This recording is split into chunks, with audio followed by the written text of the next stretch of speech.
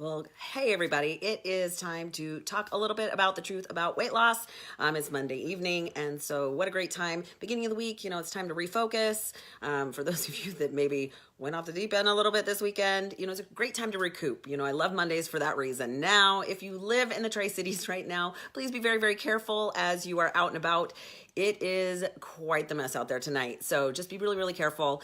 We want to keep you safe. So, hey, Melissa. Hey, tonight we are actually talking about the one thing that can make the biggest difference that most people kind of discount or don't really think about it. And it's one of the easiest things. It's also one of the first things that I tell people to do. When you very first start to work towards a health goal, you can't take on too many things at the same time. Hi, Terrence. Can I train you? It depends on where you live, honey. So, in the beginning, you really need to take it easy. You need to pick one or two things to work on because honestly, if you get overwhelmed, you're going to give up, right? That's why New Year's resolutions are so ridiculous because we all think, you know what, I'm going to go to the gym 6 days a week and I'm going to eat super, super clean and I'm going to cut out sugar. And a week later, you are freaking out. Terrence lives in Chicago. That's a little ways away. You're clear on the other side of the country, hun. So a little difficult to do. I can coach you from here. So, the one thing that people struggle with is that as soon as, a stressor comes along, something's happening at work or you're struggling with some relationship or there's a death in the family or like we're having this crazy snow right now, people tend to just go, okay, I just can't do it. I just can't do it. And so trying to make too many choices and too many changes at once can really equal a little bit of a catastrophe. Hi, Olivia. So keep it in mind, make one or two changes, right? Habits are hard to change. We as humans don't like change. And so we need to kind of focus on the things that are easy to change. And this one's super simple and it doesn't cost much, if anything at all, because it's the one thing most of us at least already just have, right? And of course, you're waiting to hear some crazy secret. You guys, the easiest thing that makes the biggest difference, you need to drink enough water. Yeah, I know some of you are tuning out going, whatever, she's talking about water. No joke. There are so many benefits. Think about this. Okay, first of all, our bodies are made up of 60% water. Now, I've actually heard and talked to people in the past where I knew one person who didn't even drink water. They literally would drink soda all day long. Now, most soda has a lot of caffeine in it. That's why half of us drink it, right? Caffeine is a diuretic. So if you're drinking soda, which honestly has more toxins and additives and preservatives and guck in it, you're not getting what you need in order to function efficiently. So really quick here, we're going to talk about all of the benefits of water because it's crazy. I've got like 25 listed here and we're just going to briefly go through them a little bit. So yep, we've got Diana says she's struggling to get to the gym in this weather, but you know what? You can do stuff at home, guys. If you can't get out in this weather, and by all means, on my way to work this afternoon, there were multiple accidents. It took me an extra 15 minutes to get to work because it was just an absolute mess. There's always a way. If you can't get to the gym, do something at home. You can do body weight exercises. Yeah, I know that some of us really need a gym in order to push ourselves, but that's called balance. Sometimes you have to change things and you have to make do in a position where you can't get to a gym. This is one of those times. It's kind of one of the reasons we have some extra weights at home that if worst case scenario, I'll go out to my garage and throw my own dumbbells around because I have them. So, all right, back to the topic, guys. So we're talking about water, why water is so important. Our bodies are mostly water. And even a 1% drop in hydration in your body can actually cause dehydration, which means your body doesn't work as efficiently. If you've ever been in a position where maybe you're outside doing something and sweating and all of a sudden you start to get a headache. You realize by the time you actually get thirsty, you're already dehydrated. And there's some major things that happen when you're dehydrated. Your body just doesn't work as well. You don't feel as good. And we'll come back to that. Let's talk about why you should drink more water. Now, it is possible to drink too much water. There's obviously balance in all things, but the unfortunate thing is in this day and age with the American diet, most of us get so much sodium from processed food that we aren't taking in the water that we need to balance that out. So let's talk a little bit about electrolyte balance because it's not really the water in our system that is the importance, it's the balance of electrolytes. Now what that means is our body needs certain minerals to function. So in that electrolyte balance, we're talking about not just water, but we're talking sodium, which of course we've talked about that most of us get too much of, but it also includes things like potassium, magnesium, and calcium. So our body needs all of those things in order to function efficiently. And if we're too far in any one direction of those, we have a problem. So if we're really high in sodium, which again, we just talked about that, or any of those minerals, but we're not high enough in water in order to allow those things to get to where they need to go and do what they need to do, then we have a problem, right? And it causes some major, major health issues if we're not careful. Everything from high cholesterol, because it doesn't allow us to flush the cholesterol in our system, to blood pressure, high blood pressure. There's a lot of issues there. So let's talk about the benefits first, because honestly, here's the deal. I want to remain as young as humanly possible for as long as possible. And I want to feel good and I want to have lots of energy. And those things help by drinking enough water. And we'll talk about how much in just a minute. But here's I'm just going to kind of list through them. Here's all the healthy benefits. See if you can pick one or two that really make sense to you, right? Number one, healthy cells. Now, I know that doesn't make a whole lot of sense, but if you kind of extend that into, again, healthy cells mean young cells. When we don't have that turnover rate of our cells, we start to age. And that's not something I want to do, because that can actually cause some issues. That can cause disease. So by drinking enough water, it helps our cells stay healthy, because our cells are made up primarily of water. It's going to help with better skin. Again, that's going to make us look younger. I don't know anybody who says, hey, I want to look older than I really am. Okay, maybe kids that want to be teenagers. They might. But for the most of us, we want to look younger than we are, right? So, of course, it keeps our skin hydrated. Our skin needs to be hydrated. Our cells need to be hydrated, so that's important. It helps lower blood pressure. By having enough water, it allows our capillaries and our blood vessels to actually relax a little bit and dilate enough to let all of the liquids and the hydration come through. So, definite benefit there. It reduces the risk of stroke, heart attacks, I have notes here, guys, and lowers cholesterol. Again, part of the problem with cholesterol is that we don't have the ability to flush some of that cholesterol out. So when we have higher cholesterol, we need to make sure that we have the ability to do that. So there's some other things, but again, I'm going fast here. It helps reduce water retention. So I find it really fascinating that people think, well, I'm retaining water, I'm going to drink less water. That's actually the problem. If you're not drinking enough water, your body will actually retain water. If you've ever drank alcohol the night before and then woken up and like your hands are swollen and your feet are swollen, first of all, alcohol dehydrates you really fast. Plus you forget to drink water when you're drinking alcohol. So it can become a problem. So if you've ever felt, puffy in the morning, that's not an attractive feature, and none of us want to really feel like that. So, drinking more water will help that. That's, again, if you're drinking alcohol, it's a good idea to drink some water throughout that. I know you guys are going to laugh at this one, but it helps you poop. You guys, that's a problem for some people, depending on your system. That also depends on your microbiome. But for the most part, if you're drinking enough water, it should help to flush that out so that you don't have hard stool. Now, I know that's not something you really want to talk about. And you're going, Melissa, that's TMI. No, it's not. That's part of health. That's the waste that needs to get out of your system. And if it remains in your intestines too long and your body keeps trying to reabsorb what's in it, it's going to cause a problem. And that's what happens, when you finally do poop after constipation. You're going to have black stool, and it's not cute and it's not fun, and it can be very, very painful. So again, drinking enough helps with that.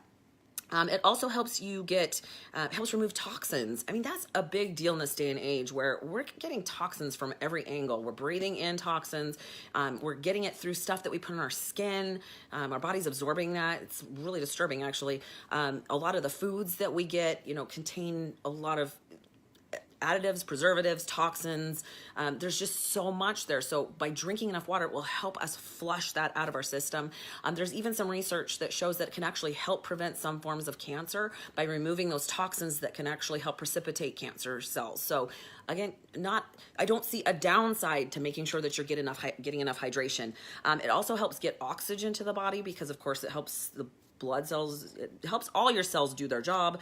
It helps energy levels. Have you ever kind of been like just really wiped out, maybe a headache? By the way, those are signs of dehydration. And then rehydrated yourself, and all of a sudden, you feel good again.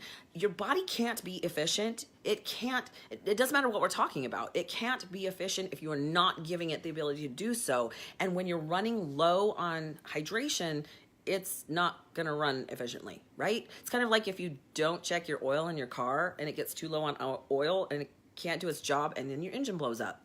Yeah, kind of a good connection there. It can help prevent headaches because, again, one of the symptoms of dehydration is a headache. It helps your immune system. It's really difficult for your immune system to do its job when you are not hydrated. We talked about keeps you younger. Can't find a downside to that one. Keeps your metabolism up. When your body is not working efficiently, it will actually drop your metabolism because then it has to specifically put your body's energy towards vital functions, right? Your brain needs to function, your heart needs to function. Why would your body work on helping you lose weight or build your metabolism, boost your metabolism if you are not giving it the ability to function efficiently? I think that's kind of the big phrase that we should be talking about. If you really want to feel good, if you want your body to work efficiently, you have to give it what it needs. And again, there's some other things, vitamins, minerals, we eat for nutrients, blah, blah, blah. But this one is just such an easy option. Now, I know some of you are going, well, I don't like water. We'll talk about that in a second. So it also helps lubricate your joints. For those of you that tend to have some issues with joint, pain or inflammation, you got to be able to give it what it needs. How can it put fluid in that area, which helps buffer the movement in the joints if you aren't hydrated? I mean, it makes sense, but sometimes we need to have that talk, right? It helps your eye health because your eyes are predominantly water, believe it or not. It helps with depression.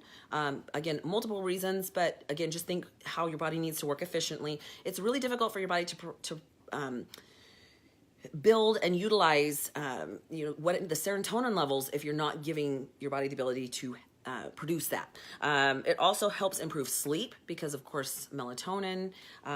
It also helps with digestion. So really, there's just not a downside. Now, I know some of you are going, how much do I really need? I hear this, I hear that, I hear this, I hear that.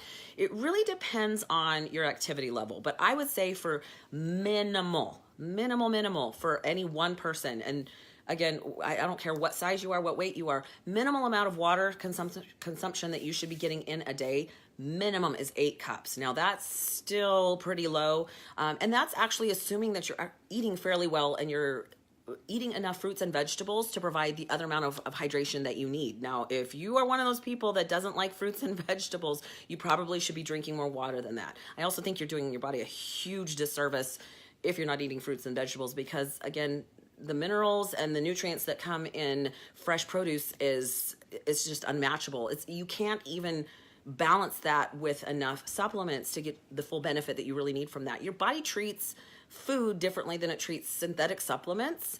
And so while you're probably best to supplement, I use an incredible vitamin that's like the best ever because my body utilizes all of it.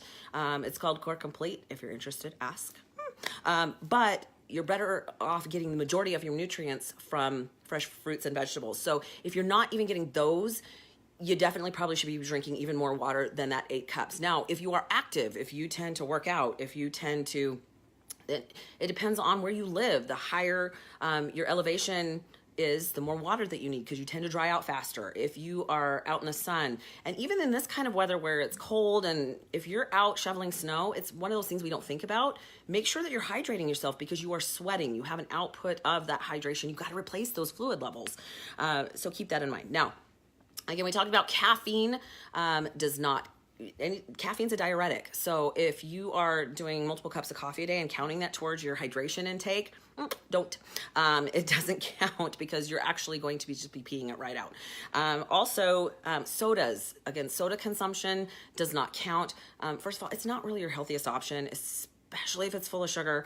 But in general, now, different than, say, like the Soda Stream water or the sparkling water, those do count, but your regular soda, because it's full of a lot of other things, some of it actually leaches calcium out of your bones. Probably not your best option, and you can't count those towards that minimum 8 cups. Now, personally, I drink 1 gallon to 1.5 gallons a day. Now, again, there has to be a balance there. I have a lot of muscle. I exercise pretty heavily. I do cardio, and I actually have to add salt to my food because I have to make sure that my electrolyte balance is, that it's balanced. For those of us that are eating super, super clean, you actually need to add a little bit of sodium. That has been a problem because you can have too much water in your system as well. So again, just like everything else, it's about balance. And if you're unsure, please ask. Ask your doctor, shoot me a quick message on Facebook Messenger, or put a comment down below, because it's so important. And again, it's one of the easiest things that you can fix if you're not getting it in. I really think that it's funny that, let's talk about water weight really quickly, because I think that a lot of people just, those first 5 pounds are going, yay, I'm losing fat. When you eat less carbs, you're going to lose water weight. Carbs hold water. Same thing if you have a cheat meal last night and you weigh yourself this morning, you did not gain 8 pounds overnight. It's water weight. The more carbs you eat, the more water you store. So a gallon of water weighs about 8 pounds. I know not to weigh myself the day after a cheat meal because I'm going to be up 8 pounds, no joke. And it takes me about a week to lose all that. So keep in mind that water weight is a real thing. And so that's why I'm not impressed with the scale. The scale is only one tool. You need to really focus on what's important, because I could care less about weight loss. I care about fat loss. That's what's important to me. Fat's what causes the problems. So we talked about it's possible to drink too much. Again, you kind of feel, how do you feel best? Do you feel best on a gallon a day? For me, like I said, that's my minimum because I'm so active. I need that amount, and I do lose hydration in multiple ways. So really, I think the whole point of this is that when your body isn't working efficiently, it's hard to look good. It's hard to feel good. It's hard to act well, right? Because you just don't have the energy to do so. It's just really difficult to be healthy. So if you're really struggling, maybe you've plateaued with everything that you're doing to try and reach your goals, take a look at what your water consumption looks like. Maybe that just needs to be improved just a little bit. Now, for those of you who don't like the taste of water, it's easy to change that. You guys, you can get a diffuser and throw some strawberries or some cucumber. Now, I don't like the taste of cucumber water. I like cucumbers. I just don't like the taste of cucumber water. You could throw any fruits in there. It'll make that water taste a little bit differently. Be very careful about adding a lot of, the flavored packets. A lot of those contain, even when they're sugar-free, a lot of them do contain quite a bit of sucralose or aspartame, which of course can, first of all, we all know that aspartame is not the best option anyway, but even sucralose, which is Splenda, can actually spike insulin and make you gain weight. Really, I mean, that's all there is to it. So keep in mind, again, it's balance in all things, guys. I get it. It's difficult to think about everything that needs to be done, but this is just a super simple one. If you forget, I got a lot of clients that struggle to remember to do that. You might need to have one of those gallon jugs and write, the hours of the day on it. And for every hour, make sure that you're drinking enough of that you're getting what you need. I mean, set an alarm on your phone. It's something that you're going to have to create a new habit for. And it might take a while, so don't stress over it. But maybe that's your New Year's goal for the year.